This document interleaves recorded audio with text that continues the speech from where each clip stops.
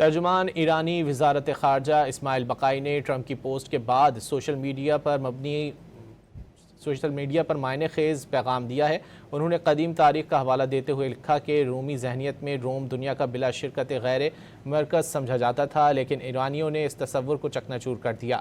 جب marks Julius flips نے فارس کے خلاف لشکر کشی کی تو یہ مہم رومی فتح پر ختم نہیں ہوئی بلکہ ایک ایسے امن معاہدے پر اختتام پذیر ہوئی جو ساسانی سلطنت کی شرائط پر قائم کیا گیا تھا، یعنی شہنشاہ روم کو خود سمجھوتا کرنا پڑا۔ ترجمان ایرانی وزارت خارجہ اسماعیل بقائی نے ٹرمپ کی پوسٹ کے بعد سوشل میڈیا پر معنی خیز پیغام دیا ہے۔ انہوں نے قدیم تاریخ کا حوالہ دیتے ہوئے لکھا کہ رومی ذہنیت میں روم دنیا کا بلا شرکت غیر مرکز سمجھا جاتا تھا، لیکن ایرانیوں نے اس تصور کو چکنا چور کر دیا۔ جب مارکس جولیس فلپس نے فارس کے خلاف لشکر کشی کی تو یہ مہم رومی فتح پر ختم نہیں ہوئی بلکہ ایک ایسے امن معاہدے پر اختتام پذیر ہوئی جو ساسانی سلطنت کی شرائط پر قائم کیا گیا تھا، یعنی شہنشاہ روم کو خود سمجھوتا کرنا پڑا۔